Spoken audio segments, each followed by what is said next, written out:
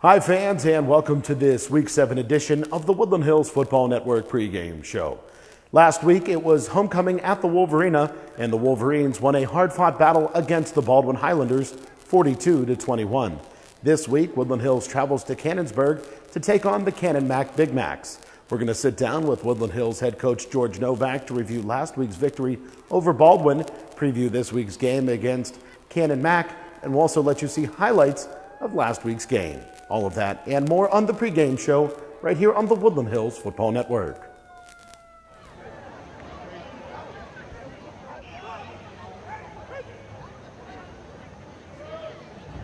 Put on your shouting shoes and find it loose. Sidecar to his left, straight drop back, looks across the middle, batting it to the turf was Dante Broadus. Little slip screen to the near side for Tompkins. Tompkins inside of the 35, the 30, the 25, the 20, still on his feet to the 15. Randall in the shotgun. He'll hand off to Sanders on the counter. Straight up the middle, he's got room inside of the 20, brought down near the 15-yard line. Altavilla looks to the left this time, and the Wolverines sniff it out. Chris David. Sanders taking the end around on the jet motion. He'll step forward, bouncing to the outside, inside of the 45, the 40, the 35. Harry Randall pass to the near side, a slip screen again for Art Tompkins inside of the 25, brought down inside of the 20. Fakes the end around, instead it'll go to Sanders. He'll power his way forward, still on his feet inside of the 10. Hand off, Sanders bouncing it to the outside. Cuts it back inside now, inside of the 5, and into the end zone he will go for a Woodland Hills touchdown. Handoff will go to Sanders. He'll cut it back, drive his way forward, and he will nearly break loose.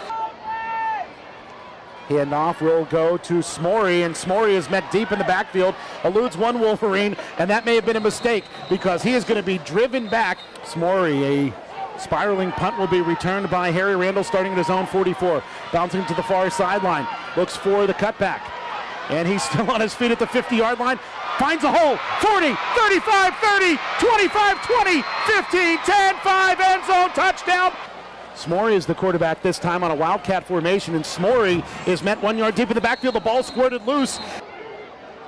Randall, little screen to the far side for Miles Sanders.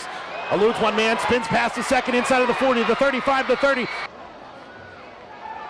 And they do just that as the pass is complete to Chris David, still on his feet inside of the 5, and into the end zone he will go for the 20-yard Woodland Hills touchdown. Straight drop back, pressure, wrap, sacked, Dante Broadus brought him down at the midfield stripe. Altavilla, high snap, looks to the near side right for Smory. It's intercepted by Chris David. Handoff will go to Joel Shaw. Shaw barreling forward across the 35. Tompkins motions from left to right, handoff, Sanders, big hole, 40, 45, 50, 45, 40, still on his feet, 35, 30, and he will be brought down at the Baldwin 26-yard line. Low snap, Randall hands off, Shaw pounding his way through tacklers into the end zone for the 20-yard touchdown. Handoff on the jet sweep. There goes Miles Sanders to the far boundary to the 40, 50, 45, 40, 35, 30, 25, 20, 15, 10, and into the end zone goes Miles Sanders. Pistol formation again, Altavilla pressured, and a shovel pass, and it's intercepted by Big Dan Gibson. Motion man from left to right, handoff, Sanders dancing his way forward, still on his feet, and into the end zone. Handoff, Sanders bouncing to the outside into Highlander territory, 45-40, 35-30. Pistol formation, Randall's going to keep this one. Breaks through a hole inside of the 20.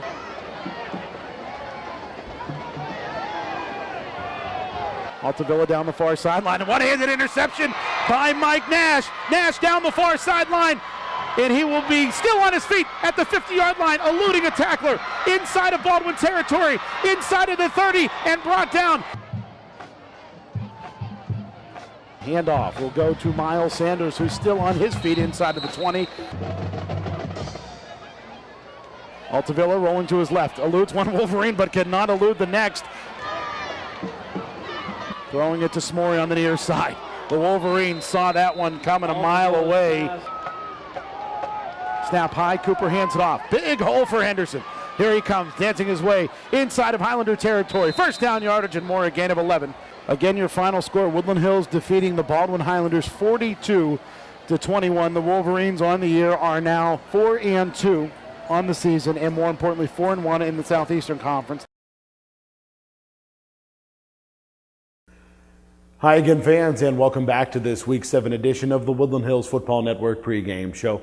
We're now sitting down with Woodland Hills head coach George Novak. And Coach Novak, before we talk about this week's game against Canon-McMillan, let's look back to last Friday night's game against Baldwin. Not an easy game per se, but you came out with a victory and a 21-point win at that. Yeah, you know, Adam, in this conference, any given Friday, any team could win. We got some very good young coaches, and Baldwin has a new coach. They have a new enthusiasm there, and they have a nice sized team up front. Probably one of the biggest linemen in the WPL, 6'8", 300 pounds. And, you know, I think their quarterback had an exceptional game against us. And, you know, we made a few mistakes and, you know, let them keep in the ball game. And they fought till the end. It was a good football game. Talk about the third quarter. That was a spectacular quarter of football for your football team. Yeah, we made some great plays, and I think this is the first game Miles Sanders had played just about till the end. He played more than 2 quarters, and he really made some great runs. And you know, we were in a jet play, and he broke it outside and just outran the field for a touchdown. I think it was about a 70-yard touchdown. It was just phenomenal speed, and you know, we haven't seen anybody like that since a guy named Ward number 15 named Stevie Preston was out there running the football. But yeah, Miles had an outstanding game.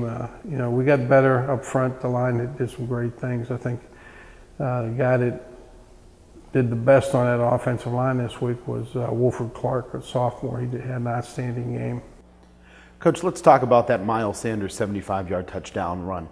We did some research on the back end, looked at some tape. He took the handoff on the left hash around the 20-yard line, scored on the right sideline just 11 seconds later. That means he ran 80 yards plus running from side to side in 11 seconds. That's pretty impressive. Running the football, yeah, that was an impressive run. Let's talk about Wolford Clark amongst other defensive linemen. You've got a huge rotation on that defensive front now. And a lot of those guys play on the offensive line, you know, play offense. Lamon's one of them, or Wolford Clark's one of them. Danny Gibson, Jimmy Rooney plays some defense. James Price, who we moved to tight end last week. When we go double tight, he gets a chance to get in there, and he's wearing number 99 now, and he plays on the defensive line. Plus, we have a lot of other guys that, you know, kind of need a break, and we rotate them through. So we have about 6 guys playing defensive tackle that we kind of rotate. Harry Randall got shaken up late in the game and didn't return. Talk about his injury. Harry had an ankle sprain. Probably he's not available this week to play, so you know, it'll be week to week, see how he recovers. He's doing rehab now, and you know, it looks pretty strong, but you know, I think in his best interest, we don't want him to play if he's not 100% ready. And our decision was to hold him out this week. You have to assume the secondary got some extra work this week in practice. They had a very good scheme. I give a lot of credit to Baldwin, both defensively and offensively. They had a good scheme, and you know, we had some coverage, some tight coverage. Their first touchdown was a great pass and a great reception. And we had tight coverage on them. It was just a great play on their part. But a lot of the short passes and that, they caught us in different stunts where guys were open, and they got some first downs on short passes. On the deep passes, I think they had 3 deep passes where we had guys there. One time a guy fell down, and it would have been a pick if he didn't fall. And the other one, he went up for the pick, and that was Trayvon that time. He knocked it, but it went up in the air, and they caught it. Guy caught it on his back on the 5-yard line for a big game, which set up one of their scores. And then another one, we had 2 guys there, and they had one. We all went up for the ball, and he came down with it. So, it was, you know, we had people in position. They just didn't make the play. It doesn't seem like anybody on any team that you've played over the past 4 weeks wants to get in Joel Shaw's way. Joel's getting better every week. You know, he didn't start till the 3rd game, and he does a great job blocking. He runs the football very well, and he's a good receiver too. So he's a triple threat, and he also can play defense. Being a sophomore, we don't put him over there too much, but he's also a good defensive player. So he's one of our sophomores that starts for us and is doing a very good job. Early on, you talked about the competitiveness of this conference, and there's a couple of huge games in the conference this week. Upper St. Clair taking on Bethel Park, and of course you guys right in the hunt for the second place in the conference as well. We take them one at a time. We got Canon-McMillan this week. We're not taking them for granted. Their record's not great, but they have some big personnel, new coach, new enthusiasm. We're going down there. It's going to be homecoming. We got a couple guys out this week. Dante Broadus had a concussion, so he'll be out for this week. He's one of our top defensive players. He also is our punter and one of our receivers, so he's a tough guy to lose. And Harry's one of our return guys, and also plays defense and our quarterback, and he's had a great year. So we're gonna miss some guys, but the next guy's got to step up. Jeremiah Jones will be starting at quarterback, and he's coming off a concussion, so he was out last week. He's coming back, and but he's had a good year and he's worked real hard, and I think he'll do well. We look back, some of the big plays. Harry returned that punt Harry returned the punt for a touchdown. That was a big play for us, and probably the biggest play was when Chris David made the interception in the end zone, because they were still in the ball game till then. And then shortly after that, Miles ran down and scored that long touchdown, and that kind of put us up a couple touchdowns. They didn't give up. They kept fighting back, and made it a football game. You mentioned the interceptions. Your defense did come up with 3 interceptions, including Big Dan Gibson with a pick. Dan's a good athlete. He's a junior. Could be a Division I prospect if he keeps developing. Had a great sophomore year. Was banged up a little bit this year, but he's having a good year. Plays offense and defense. We expect a lot, and he's one step away from breaking it. So, and Mike Nash started off slow this year, but he had a real good game, and he had a big pick for us and good return on it. Yeah, that was a great return. Coach, let's talk specifics about Canon-McMillan. Like you said, not a great record, but they still have some horses with them. Yeah, when you look at their tapes, they played against Upper St. Clair, and it was nothing at the end of the first quarter, and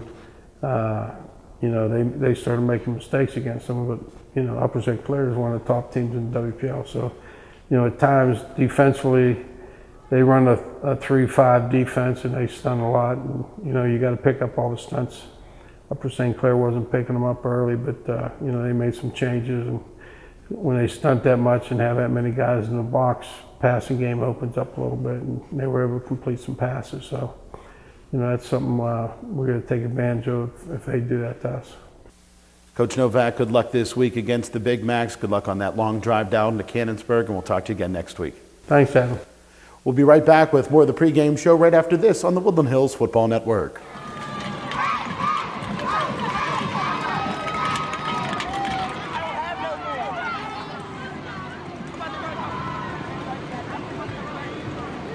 Again, fans, we thank you for joining us for this Week 7 edition of the Woodland Hills Football Network pregame show. If you can't make it to Cannonsburg this Friday night, you can tune in on our flagship radio station, AM 1550 WZUM, on the web at woodlandhillsfootballnetwork.com. We'll also have our live radio broadcast on the MSA Sports Network at msasports.net. You can tune into our live cable radio coverage on Monroeville Comcast Cable Channel 13, Penn Hills Comcast Cable Channel 98, and Verizon Fios Channel 37. And as always, we'll have video replays on all of our television affiliates and our YouTube channel. For everybody at the Woodland Hills Football Network, I'm Adam Gusky, and we'll see you next week. This has been a presentation of the Woodland Hills Football Network. Watch us on YouTube, like us on Facebook, follow us on Twitter, and as always, visit us at woodlandhillsfootballnetwork.com.